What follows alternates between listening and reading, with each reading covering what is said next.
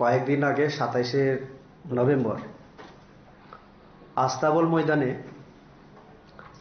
একটা পার্টির যে জমায়েত হয়েছিল, সেই জমায়েতে যে সমস্ত বক্তব্য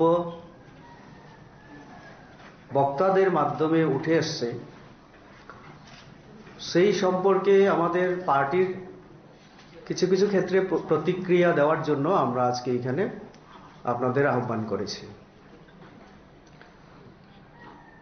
আমাদের প্রথম কথা হচ্ছে, সেখানে ওয়ান নর্থ ইস্ট বড়ভাবে লিখা ব্যানারের মধ্যে দেখেছি, কিন্তু বাকি আমরা দেখলাম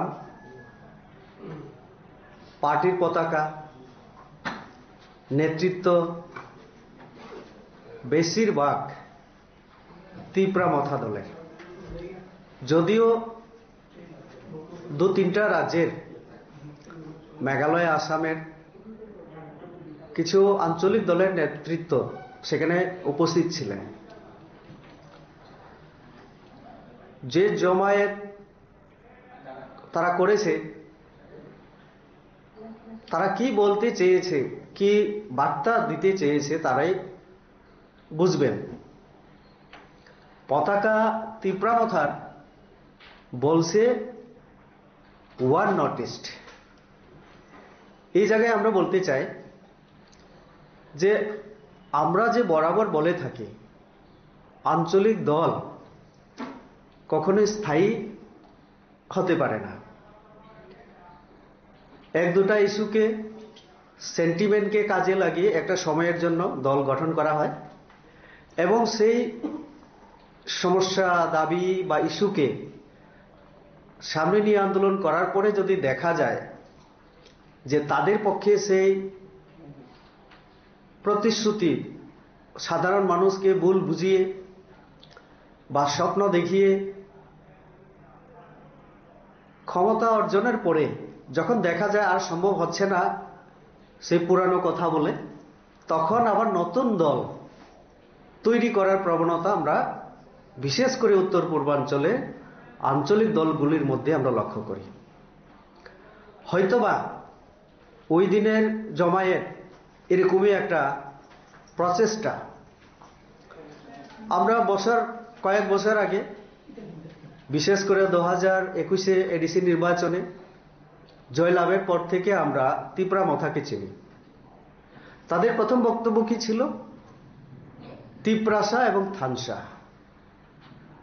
তিপ্রাসার কল্যাণ, তিপ্রাসার সার্বিক বিকাশ উন্নয়নের জন্যই তাদের এই দল বলে তারা মানুষকে বুঝিয়ে এডিসির ক্ষমতায় তারা বসেছিল। বলেছিল 10 তারিখ রেজাল্ট যদি হয়, 11 তারিখ তারা গ্রেটার তিপ্রাল্যান্ডের জন্য সেখানে বিল আনবে এবং 1 বছরের মধ্যেই তারা তিপ্রাল্যান্ড আদায় করে দেখাবেন। আজকে এডিসির প্রায় 5 বছর শেষে ওই তিপ্রাল্যান্ড যে শব্দ, সেটা যেমন তাদের ডিকশনারি থেকে মুছে গেছে, তাদের মূল যে দাবি গ্রেটার তিপ্রাল্যান্ড, সেটা যেহেতু তারা নিজেদের ইস্তেহারে, নির্বাচন ইস্তেহার 2023 বিধানসভায় এবং তিপ্রাসার যে একটা পরিচয় নিয়ে তারা শুরু করেছিল, সেটাও তারা ধরে রাখতে পারেনি। কারণ 22 জন বাঙালি বিধানসভা নির্বাচনের সময় প্রার্থী দেওয়ার পরে ত্রিপুরার মানুষ যখন বুঝতে পারল আসলে এই পার্টি শুধু তিপ্রাসার জন্য না, অনেক সময় বাঙালি বিরোধী কথাবার্তা যেমন বলে তিপ্রাসাদেরকে তাদের দলে টানার জন্য, আবার তিপ্রাসার জন্য যে কথা বলেছিল গ্রেটার তিপ্রাল্যান্ড, সেটাও তারা তাদের ডিকশনারি থেকে মুছে দিয়েছিল এডিসি ক্ষমতা দখলের পরে। এবং 2023 ইস্তেহারের সময় আমরা সেটা লক্ষ্য করলাম, এবং 22 জন ক্যান্ডিডেট দেওয়ার মাধ্যমে। এই জায়গায় গিয়ে তিপ্রা মথার পরিচয়ে তাদের আর রাজনৈতিক কার্যকলাপ কন্টিনিউ করা, চালিয়ে যাওয়ার মতো হয়তোবা তাদের আর ক্ষমতা নেই, মানুষের কাছে যেতে তাদের ভয় হচ্ছে।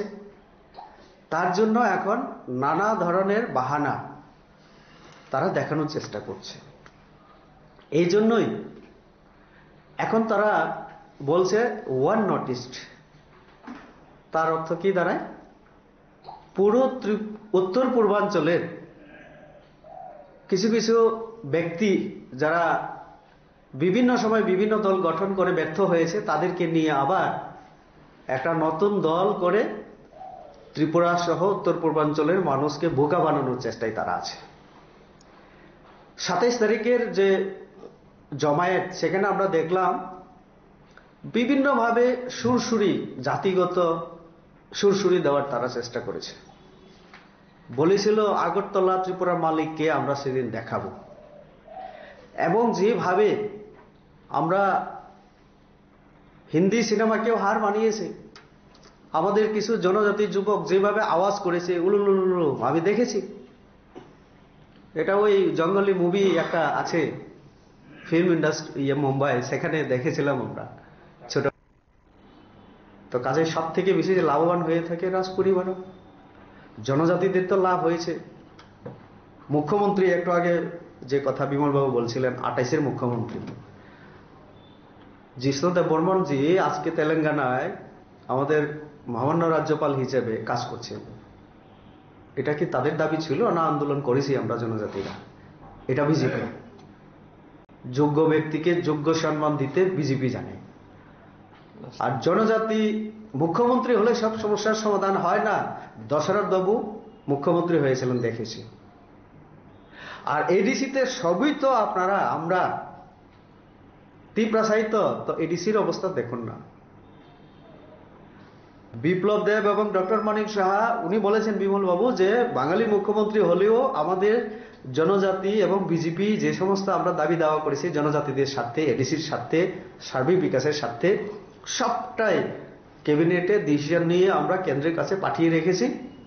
যে সময় বিল আসবে আমাদের সেখানে আমরা দেখেছি আনন্দ শর্মাজি যখন স্ট্যান্ডিং কমিটির চেয়ারম্যান ছিলেন, আমিও মেম্বার ছিলাম পার্লামেন্টের, রাজ্যসভার সদস্য হিসেবে উনি উপস্থাপন করেছেন, তার কপি আমার কাছেও আছে। আমরা যে সমস্ত পাঠিয়েছি হুবহু সবটাই গ্রহণ করেছে কেন্দ্রীয় সরকার এবং ড্রাফটিং কমিটি। এখন সেইগুলি নিয়ে আমিও কথা বলেছি। 50টা সিটের কথা আমি প্রথম এডিসিতে, আমার আগে কেউ বলেনি। আপনারা রেকর্ড দেখুন, অন্তত 3-4 বার আমি পার্লামেন্টে দাঁড়িয়ে কথা বলেছি। তো যখন হবে হবে, কেন হচ্ছে না তার কারণ কেন্দ্রীয় সরকার চাইছেন উত্তর পূর্বাঞ্চলে যে 10টা এডিসি অটোনমাস ডিস্ট্রিক্ট কাউন্সিল, তাদেরকে সমান ক্ষমতা দেওয়ার জন্য। আর কোন রাজ্য সরকারের সঙ্গে বিরোধ করে সেটা সম্ভব না। তার প্রমাণ ওই মেঘালয়েতে জনজাতি মুখ্যমন্ত্রী, জনজাতির জন্যই সেটা হচ্ছে, কিন্তু মুখ্যমন্ত্রী জনজাতি হলেও রাজ্য সরকার সেখানে আপত্তি জানানোতে সেটা দেরি হয়ে আছে। আমাদের ত্রিপ্রাসাদেরকে অনেক সময় ভুল বোঝানোর চেষ্টা করা হয়। প্রশ্ন করা হয় যে বিজেপি ক্ষমতায় এসে ত্রিপ্রাসাদের কি লাভ হয়েছে। তো বলতে গেলে অনেক কিছু বলতে হয়। তো তার মধ্যে অনেক কাজ আমরা ত্রিপ্রাসাদের জন্য, জনজাতিদের জন্য করেছি। তার মধ্যে যে প্রশ্ন আপনার রাজপরিবার বা আমাদের প্রদ্যোৎবাবু, তাদের পরিবারেরও লাভ হয়েছে। যেমন দেখুন, উনি এই যে 27 তারিখ জনসভায়, সেই দিন ছিল কৃত বিক্রম কিশোর মাণিক্য বাহাদুরের জন্মদিন বা মৃত্যুদিন। শ্মশানেও গেছেন ওনারা। শ্মশানে গিয়ে মাল্যদান করে তারপরে আশীর্বাদ নিয়ে এসছেন, এ কথা ভাষণে বলেছেন। কিন্তু ওটা ছাড়া কি কখনো প্রদ্যোৎবাবু আমি কৃত বিক্রম কিশোর মাণিক্য বাহাদুরের ছেলে এ কথা বলতে সাহস করেছেন? উনি করেননি। বলেছেন আমি মহারাজা বীর বিক্রমের গ্র্যান্ডসন, নাতি। এটা কেন হয়েছে জানেন? ওনার বাবার পরিচয়ের চাইতে ওনার দাদুর পরিচয়ে উনি পরিচিত হতে চান বেশি, গর্ববোধ করেন বেশি। এই কাজটা করেছি আমরা বিজেপি, আমাদের রাজ্য সরকার। প্রদ্যোৎবাবুর বাবা উনি তো রাজা ছিলেন ঠিক, উনি ছোট বলেই তো কাঞ্চনপ্রভা দেবী রাজ্য চালাতে হয়েছিল এক সময়। তো রাজা হিসেবে আমরা কিন্তু ত্রিপুরাবাসী কৃত বিক্রম কিশোর মাণিক্যকে আমরা দেখিনি, কারণ গণতান্ত্রিক যুগ প্রবেশ করায় উনি সেই সুযোগ পাননি। তো রাজা হিসাবে সফল না ব্যর্থ সে কথায় আমি যাব না। আমি যাব কৃত বিক্রম কিশোরজির আর একটা কি পরিচয় ছিল, কংগ্রেসের নেতা, তিনবারের উনি এমপি। আমি যদি ভুল না করি 67-এ হয়েছিলেন, 77-এ হয়েছিলেন, 89 বা এরকম। তারপরে আবার ওনার মা বিভু কুমারী দেবীজিও ছিলেন। 4 বছর 4বার 20 বছর এই পরিবার কংগ্রেস করেছিলেন, এমপি হয়েছে। তাহলে কংগ্রেস নেতা হিসেবে পরিচয়ে লজ্জা পায়। আর মহারাজা বীর বিক্রমকে আমরাই প্রথম ওনার মূর্তি স্থাপন করে নরেন্দ্র মোদীর ক্যাবিনেট, ইউনিয়ন গভর্নমেন্ট ক্যাবিনেট বৈঠক করে মূর্তি স্থাপন, সরকারি ছুটি ঘোষণা ইত্যাদি করার পরে এমন পপুলার হয়ে গেছেন, সারা বিশ্ব ওনাকে চেনার পরে ওনার গ্র্যান্ডসন পরিচয়ে উনি এখন খুশি হন, গর্ববোধ করেন। তো বিজেপি আসার পরে যদি সব থেকে বেশি লাভ হয়ে থাকে, জনজাতি সাধারণ আম জনতা তো হয়েছে, তার চাইতে সব থেকে বেশি হয়ে থাকলে রাজপরিবারও, আমি এই কথা আগে বলেছি, আজকেও বলছি আপনার প্রশ্নের উত্তরে। দেখুন ওনার এখন আর এক বোন কৃতিজি বিজেপি থেকেই তো এখন 5 বছরের জন্য সাংসদ হিসেবে কাজ করছেন। এই সুযোগও তো বিজেপির সঙ্গে আসার পরে, বিজেপির সঙ্গে অ্যালায়েন্স করার পরে প্রদ্যুৎজি আজকে যে সমস্ত কথাবার্তা বা একটু উচ্চস্বরে কথা বলা যে সাহসটা, এটাও তো বিজেপির সঙ্গে আসার পরে। না হলে আমাদের এই কথা বলতে পারেন, আমি তো ডাইরেক্ট দিল্লির সঙ্গে কথা বলি। ওনার কি সাহস হয়েছে কোনোদিন, যতক্ষণ পর্যন্ত মনমোহন সিং ছিল? উনি তো সেই সময় কংগ্রেসেরই প্রদেশ প্রেসিডেন্ট ছিলেন। আমার যতটুকু মনে হয়, আমি যদি ভুল না করি, আমাদের বর্তমান এই মন্ত্রী সুশান্ত চৌধুরী, ওনার সঙ্গে কংগ্রেসের যুব কংগ্রেসের আমাদের জন্য ভালো। এটা তো আমরা তো ত্রিপুরা মাথার সঙ্গে অ্যালায়েন্সে আছি। ওয়ান নর্থ ইস্ট কোনো পার্টি হয়েছে কিনা কোনো ইয়ে নাই, তো আমরা তো ত্রিপুরা মাথার লোকে অ্যালায়েন্সে আছি। ওয়ান নর্থ ইস্ট এখানে প্রশ্নই উঠে না। আমি একটু বলছি দিল্লিতে তাদের কনস্টিটিউশন ক্লাবে একটা প্রেস মিট করেছে। সেখানে তারা বলেছিলেন, নেতৃত্বরা, এই কনরেড সাংমা এবং আমাদের প্রদ্যুৎ বাবু ছিলেন, সেদিন বলেছেন উইথিন 45 ডেজ আমরা নতুন পার্টির নাম, ফ্ল্যাগ, আইডিওলজি কি হবে ইত্যাদি সব কিছু ওনারা ঘোষণা করবেন। তো এখনো হয়নি।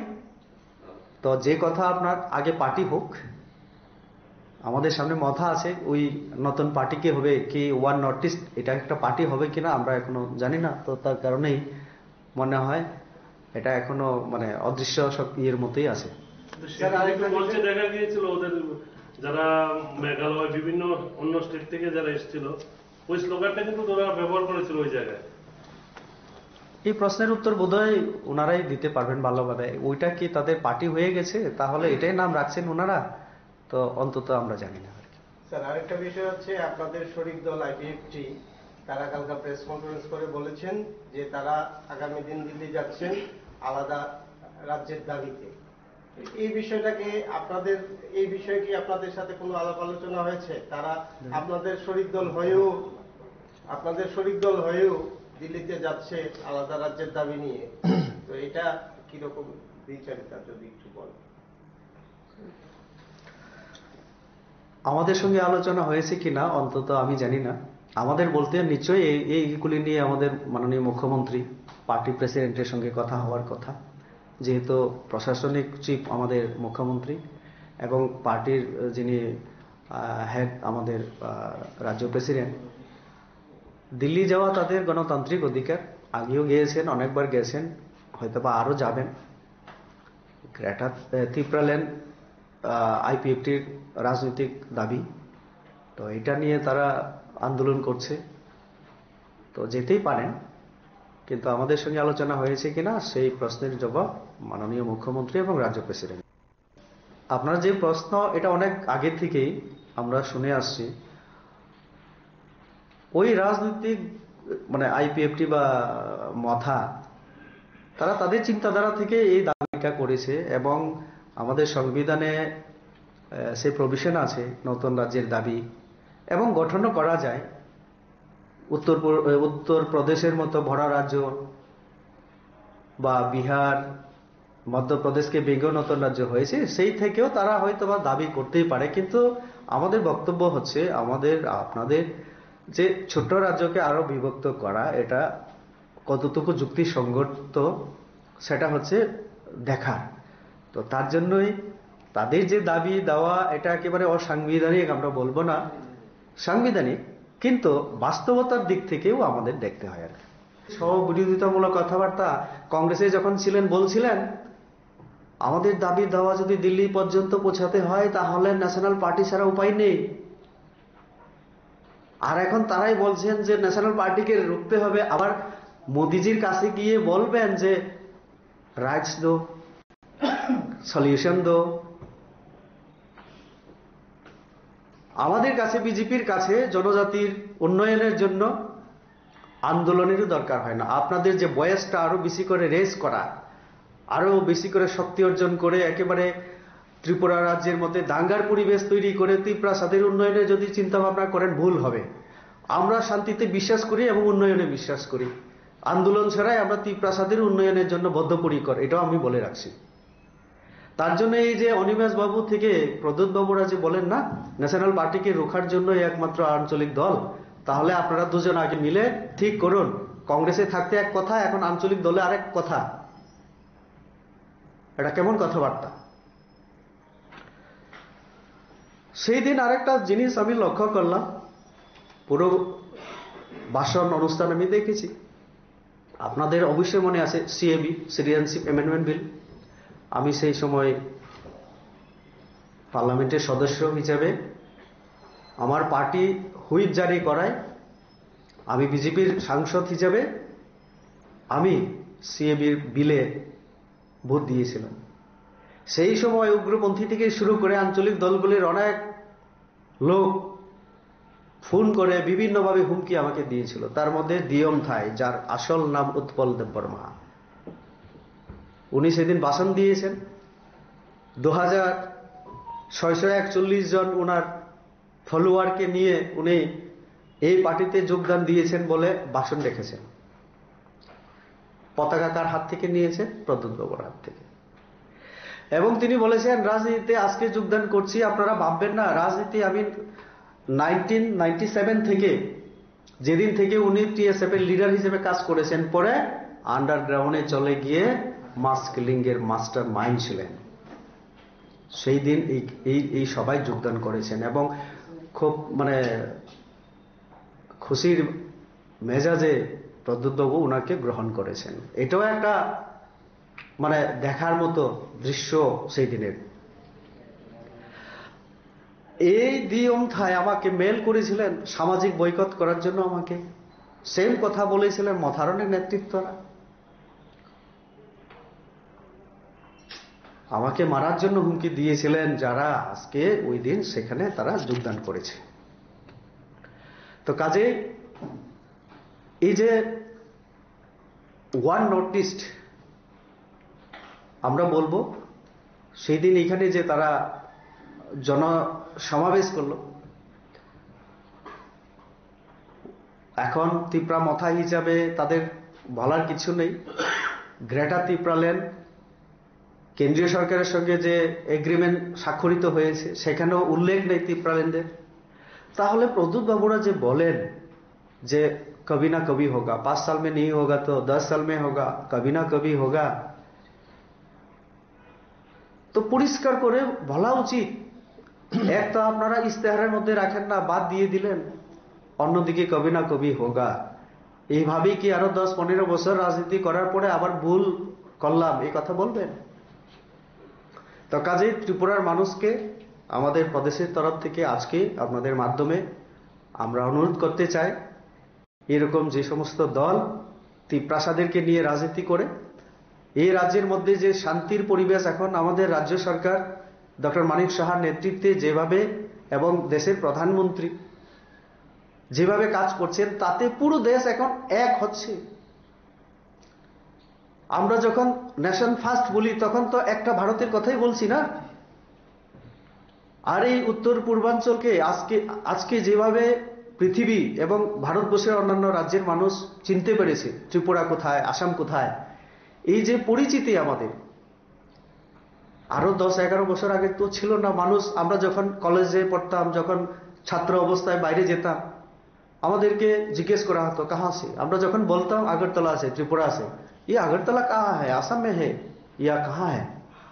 তো সেই জায়গা থেকে আজকে त्रिपुरा अगरतला बोले अच्छा अच्छा डॉक्टर मानिक शाह जी सीएम है वहां का, उग्रवादियों का एक्टिविटीज नहीं रहा, पीसफुल स्टेट हो गया। এবং উন্নয়নের ক্ষেত্রে এই রাজ্য ছোট হলেও টাকা দিচ্ছে বড় রাজ্যগুলিকেও। 100% আজকে সাক্ষরতায়, পরিকাঠামোর দিক থেকে অনেক উন্নয়ন হচ্ছে। তো এই নর্থ ইস্ট এমনিতেই মোদিজির মাধ্যমে তার পরিচিতি, তার একতা বা ইউনিটি নীতিতে উন্নয়ন, স্কুল, কলেজ এইসব তো কিছু নেই, শুধু ক্ষমতার লোক। এডিসিতে 5 বছর ধরে কি করছেন? অডিট তো করান আগে। সাংবিধানিক একটা পদ, অডিটর জেনারেল অ্যান্ড কন্ট্রোলার, ওনাকে চিঠি লিখতে বাধ্য হয়েছে আমাদের রাজ্যপালকে। ত্রিপুরা এডিসিতে আর্থিক শৃঙ্খলা নেই, অডিট হচ্ছে না। তাহলে এটাও একটা সাংবিধানিক ব্যবস্থা যে বাজেট হওয়ার পরে, স্যাংশন হওয়ার পরে টাকা যখন খরচা হয়, কত হলো মানুষের জন্য, স্কুলের ক্ষেত্রে, রাস্তার ক্ষেত্রে, তার হিসাব দিয়ে আবার টাকা আনতে হয়। আমাদের রাজ্য সরকারকেও আনতে হয় সেভাবে। আপনারা সংবিধানের নিয়ম অনুসারে পদে বসে আছেন, ক্ষমতা ভোগ করছেন, অথচ সাংবিধানিক কোনো নিয়ম কানুন মানবেন না। আবার কিছু হলে সব দোষ নন্দঘোষের মতো। তো কাজেই মথা নেতৃত্বের কথাবার্তা সব সময় এক জায়গায় এক রকম। এগ্রিমেন্টের ক্ষেত্রেও বলছে ত্রিপুরার কিছু লোক চায় না। আমি তো বারবার জিজ্ঞেস করছি, আমরা জিজ্ঞেস করছি, 1-2 জন যে সেখানে রেবতী ত্রিপুরা আছে কিনা বলুন না, ডক্টর মানিক সাহা আছেন কিনা বলুন না, না রাজীব ভট্টাচার্য আছেন। নামটা বললে খুশি হতাম, আমরা তারপরে আমাদের প্রতিক্রিয়া আমরা ব্যক্ত করতাম। তো কাজেই ত্রিপুরার মানুষকে বোকা বানানোর জন্য এসব হচ্ছে। এবং আর একটা কথা, আমাদের মধ্যে যাতে দাঙ্গার পরিবেশ তৈরি হয়, রাজনৈতিক ফায়দা নেওয়া যায়, ত্রিপুরার মানুষকে আমি অনুরোধ করব এ সম্পর্কে সচেতন থাকার জন্য। বলছে দেখো এখন আগরতলার মালিককে। এটা সম্পূর্ণভাবে জনজাতি, বাঙালি, আমাদের উভয় সম্প্রদায়ের মধ্যে একটা বিভেদ তৈরির চেষ্টা। ঠিক আছে, গণতান্ত্রিক অধিকার আছে, জমায়েত করতেই পারো, কিন্তু এরকম উস্কানিমূলক কথাবার্তা এটা একেবারে উচিত না। আরেকটা হচ্ছে তাদের কথাবার্তা সবটাই স্ববিরোধিতা আমরা দেখতে পাচ্ছি। সব এক সময় এক রকমের কথা বলি। যেমন প্রদ্যুৎ বাবু, ওনার বক্তব্য থেকে আমি শুরু করছি। আংকে বনকিরিয়া,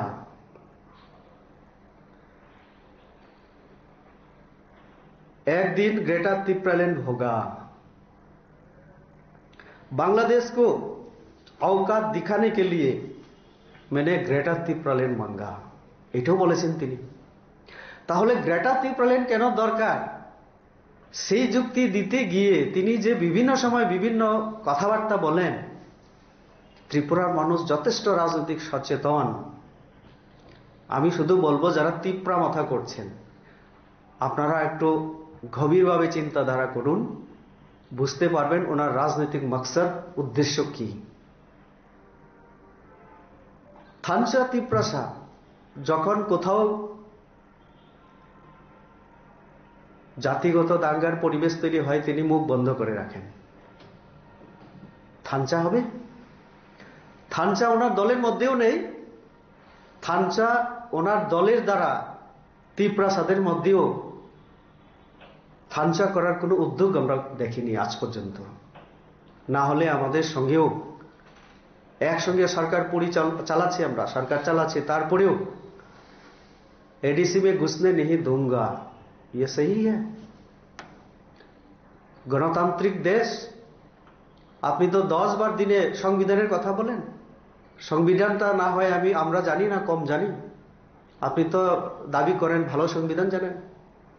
তো যে সংবিধানে লেখা আছে এই দেশটা এখন গণতান্ত্রিক দেশ, ভারতবর্ষ এবং ত্রিপুরা একটা অঙ্গরাজ্য, সেখানে আপনি বিজেপির মতো দলকে এবং অন্যান্য দলকে এডিসির মধ্যে আপনি ঢুকতে দেবেন না, এই হুমকি আপনার মুখ থেকে এটা শোভা পায়? তো কাজে তাদের বক্তব্য বিভিন্ন সময় বিভিন্ন রকম স্ববিরোধিতামূলক। আরো আমি বলছি, প্রদ্যুৎ বাবু উনি যদি নামটা বলে দিতেন আমি খুশি হতাম। বলেছেন মিনিস্টার নেই রাং আছে, একটা কথার মধ্যেই দেখবেন মিনিস্টার নেই রাং আছে। মিনিস্টার ইংরেজিতে হয়ে গেল, নি মানে আবার ককবর, রাং আছে আবার বাংলা হয়ে গেল। মিনিস্টার নেই রাং আছে, চিনি হিম্মত হে। উনি যদি শুধু ককবরকে বলতেন খুশি হতাম, ককবরবাসী হিসাবে, না হলে শুধু হিন্দিতেই বলতেন মিনিস্টার নেই রাং আছে, চিনি হিম্মত আছে। হিম্মত সবারই আছে। আপনি তো রাজা দাবি করেন, তো আপনার তো হিম্মত আরো থাকতেই পারে, কিন্তু এটা গণতান্ত্রিক। আর আপনি একজন কোন মন্ত্রীর বিরুদ্ধে আঙ্গুল যখন তোলেন তখন উনার নাম বলে দেওয়া উচিত। এই মিনিস্ট্রিতে আপনারও 2 জন মিনিস্টার আছে, তাহলে কোন মিনিস্টারের কথা বলছেন? অনিমেষ বাবুর কথা না বিশ্বকিতু বাবুর কথা? তারাও তো মিনিস্ট্রিতে আছে।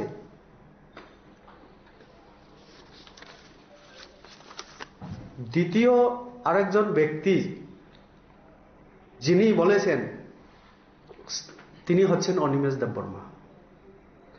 বলেছেন বিজেপি ন্যাশনাল পার্টি কে রুখার জন্যই আমাদের আঞ্চলিক দল দরকার। আমি অনিমেষ বাবুকে প্রশ্ন করতে চাই, তাহলে ত্রিপ্রাসা, থানচা, উন্নয়ন, ডেভেলপমেন্ট এটা কিছুই না, শুধু বিজেপিকে ন্যাশনাল পার্টিকে রুখার জন্যই আপনারা রিজিওনাল পার্টি বানাচ্ছেন। এখন মাথা দিয়ে হচ্ছে না বলার একটু শক্তি অর্জন করার জন্য, ফান্ডটাও যাতে বেশি করে আসে উত্তর পূর্বাঞ্চলে বিভিন্ন জায়গা থেকে, তার জন্য কি আপনি তাহলে আঞ্চলিক দলই রাখছেন? এটার একটু গ্রেটার আঞ্চলিক দল হয়ে গেল আর কি, রিজিওনাল পার্টি হয়ে গেল। কারণ শুধু স্টেট না, এখন বিভিন্ন স্টেটকে নিয়েও করার চেষ্টা। মানে মকসদ কি? সাহস বা দুঃসাহস কোনো ব্যাপার না। বিজেপি না কাউকে ভয় করে। বিজেপির তার কতগুলি পলিসি, সেটা হচ্ছে মানুষের কল্যাণ সাধন করা। আমরা ত্রিপুরার উন্নয়ন এবং শান্তির জন্য কাজ করছি। তো এমন পরিবেশ যদি হয়, সেটা কেন্দ্রীয় নেতৃত্ব আছে, আমরা সবাই মিলে আমরা সিদ্ধান্ত নেব। আগে নির্বাচন ঘোষণা হোক, আমরা একা না একসঙ্গে লড়বো সেটা পরে, যেহেতু আরো 3-4 মাস তো আছেই কমসে কম, তো সময়ে সেটা আপনারা জেনে যাবেন। ওয়ান নর্থ ইস্ট মেঘালয়ের মুখ্যমন্ত্রী, এই প্রশ্নটা আপনারা যদি মেঘালয়ের মুখ্যমন্ত্রী করতেন তাহলে ভালো হতো।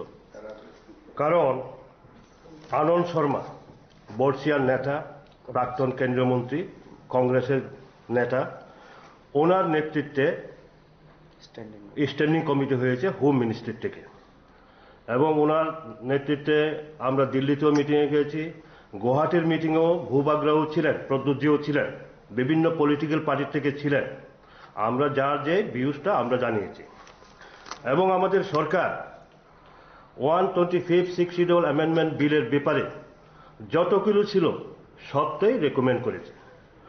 ফেডরালটা কোথায় লেগেছে জানেন? মেঘালয়। ওইখানে প্যারা 3 সেকশন 1 সাবসেকশন 11 কি আছে? আর্টিকেল 280, এটা ফিনান্স কমিশনে। পঞ্চায়েতে যেমন 73rd amendment, municipalities 74th amendment, এগুলো করা, কিন্তু ওরা এটার ব্যাপারে সহমত পোষণ করেন নাই। ওইখানে কমিশন বলেছে সেখানে ইলেক্টেড বডি হবে, কিন্তু সেখানে মেঘালয়ে কোনো ইলেক্টেড বডি নেই, ওইখানে দরবার বা কাউন্সিল, এখানে ভিলেজ দরবার, এইভাবে তাদের নন ইলেক্টেড বডি, তাদের মাধ্যমে কাজ করে। পরিষ্কারভাবে বলে দিয়েছে যে মেঘালয় গভর্নমেন্ট তুমি এটাকে সংশোধন করে পাঠাও, আজ পর্যন্ত পাঠিয়েছেন। আর এখানে এসে কর্ণাড সাংমা মেঘালয়ের মুখ্যমন্ত্রী ওয়ান নর্থ ইস্টের নেতা, উনি বলছেন 125 ত্রিপ্রাসাদের জন্য, জনজাতিদের জন্য। আজকে বলুন, সেও জনজাতি, কর্ণাড সাংমা জনজাতি, সেই জনজাতি মুখ্যমন্ত্রী এখানে, যার কারণে এই বিলটা আটকে রয়েছে। আর ত্রিপুরা রাজ্যের বিজেপির নেতৃত্বে বাঙালি মুখ্যমন্ত্রীর দ্বারা যত কিছু অ্যামেন্ডমেন্ট সবকিছু ক্লিয়ার করে দিয়েছে। তার জবাব কি দেবেন প্রদ্যুৎ বাবু, তারা কর্ণাড সাংমা দেবেন? এটা প্রশ্ন করুন। এইভাবে মিজোরাম জনজাতি মুখ্যমন্ত্রী, ওইখানে কেন ক্ষমতা দিতে চান না? Mara autonomous council, Lai autonomous council, Chakma autonomous council কেন দেন না? এখন কথা হচ্ছে, আমি এখানে, আপনারা সিনিয়র সাংবাদিক যারা আছেন, আপনারা যদি ওই 1992-93 পত্রিকাগুলো যদি আপনারা খুলে দেখেন, তখন তো প্রিন্ট মিডিয়া বা ইলেকট্রনিক মিডিয়া এত শক্তিশালী ছিল না। ওই সময় কি ডাক দিয়েছিল? দিয়ে জনজাতি মুখ্যমন্ত্রী করতে হবে, ট্রাইবাল মুখ্যমন্ত্রী করতে হবে। ইভেন আমাকে পর্যন্ত, এখন তো এখানে মোবাইল ছিল না, ট্যাব রেকর্ডের মধ্যে রেকর্ডিং করে আমার কাছে পাঠানো হয়েছিল, বিমল বাবু আপনি যাই করুন, হয় আপনি সিপিএম এর বিরোধিতা এবারে করবেন না। কেন? আমরা দশরথ বাবুকে ট্রাইবাল মুখ্যমন্ত্রী বানাতে চাই। কে বলেছিল? সেই রেকর্ডিং আমার কাছে পাঠানো হয়েছিল। লগে লগে আমি তখন ওই কাঞ্চনপুরের প্রবীণ নেতৃত্ব দিলীপ কর, ওনার কাছে গেলাম, ভাই কি করবো? এই রেকর্ডিং কার কাছে পাঠিয়েছে জানেন? জম বাহাদুর রিয়াং, কাঞ্চনপুর আনন্দবাজার পার হয়ে বান্নারিমা, আমার বন্ধু ব্যক্তি, প্রথম শহীদ হয়েছেন এটিএফ এর হাতে এই দশরথ বাবুকে মুখ্যমন্ত্রী করতে গিয়ে। প্রথম শহীদ আমার বন্ধু ব্যক্তি। আমি আনন্দবাজার গিয়েছিলাম যে বান্নারিমা যাবো, আমাকে বললো ভাই তুমি যেও না, কারণ হয় তোমাকে অপহরণ করবে, আপনি ইলেকশন পর্যন্ত তোমাকে তারা ছাড়বে না, নতুবা তোমাকে জান মেরে ফেলবে। এই এটিএফ আমরা বললাম কিভাবে হবে? আপনারা বললে এটিএফ বললে হবে? কইসা আমাদের তৎকালীন police bureau member Tripura in charge Prakash কারাতের সাথে এটিএফের চুক্তি হয়েছে। ওনাদের বক্তব্য, এটিএফ দশরথবাবু মুখ্যমন্ত্রী হয়েছিলেন, যিনি জন্মদাতা এই ত্রিপুরা রাজ্যের কমিউনিস্ট, নৃপেন বাবুকে কি উদ্মাদ, ওনার ব্রেন ঠিক নেই, তা বলা হয়নি? দল থেকে বহিষ্কার করা হয়েছিল দশরথবাবুকে চিফ মিনিস্টার করার জন্য। কারণ সুধীর রঞ্জন মজুমদার মুখ্যমন্ত্রী, ওনার থেকে সমর্থন প্রত্যাহার করলো টিউজের। রাতারাতি কি করলো? রাজ্য সম্পাদক দশরথ দেব, বিরোধী দলনেতা দশরথ দেব। ঠিক আজকে আমরা দেখতে পাচ্ছি 2028-এর আগে তার পুনরাবৃত্তি করার জন্য চক্রান্ত চলছে। বর্তমান রাজ্য সম্পাদক জিতেন চৌধুরী, বিরোধী দলনেতা জিতেন চৌধুরী আজকে বলছেন কি, বিভিন্ন দল থেকে বলা হচ্ছে যে জনজাতি মুখ্যমন্ত্রী যদি না হয়, এই এডিসির অধিকার, চিত্রাসেদের অধিকার, সেটা হবে না। আমরা ওই 2092-93 এটাই আমি মনে করব তারই একটা পুনরাবৃত্তি করার জন্য চক্রান্ত চলছে। যার কারণে আপনারা জানেন সব জায়গাতে তীব্রমতা প্রার্থী দিয়েছে। জিতেন বাবু সাবরুমে দাঁড়িয়েছেন, জিতেন জেনারেল সিটে, ওইখানে কেন প্রার্থী দেন নাই? কাজে এখানে গভীর চক্রান্ত আছে, গভীর চক্রান্ত আছে এখানে। আমি অনুরোধ করব রাজ্যের জনগণকে এবং বিশেষ করে যারা জনজাতি সম্প্রদায়, এই যে সেন্টিমেন্ট, জনজাতির সেন্টিমেন্টকে উস্কে দিয়ে কি করা হয়েছে? 80 দেখেছি, 92-93 দেখেছি। আজকে সেই এটিএফ এর ভূমিকা কি কারা নিচ্ছে? জনজাতি মুখ্যমন্ত্রী করতে হবে বলে? বিজেপি শাসিত রাজ্য আসাম প্রদেশ, বিজেপি শাসিত রাজ্য আমাদের ত্রিপুরা 125 অ্যামেন্ডমেন্ট বিলের ব্যাপারে সম্পূর্ণরূপে আমরা সেটাকে আমাদের ক্যাবিনেট অনুমোদন দিয়েছি, রাজ্যের মন্ত্রিসভা। কিন্তু কে দেয় নাই? মিজোরাম উপজাতি মুখ্যমন্ত্রী, মেঘালয় উপজাতি মুখ্যমন্ত্রী, তারা দেয় না। তাহলে কি বলবো? এটা আপনারা প্রশ্ন করুন, কন্যা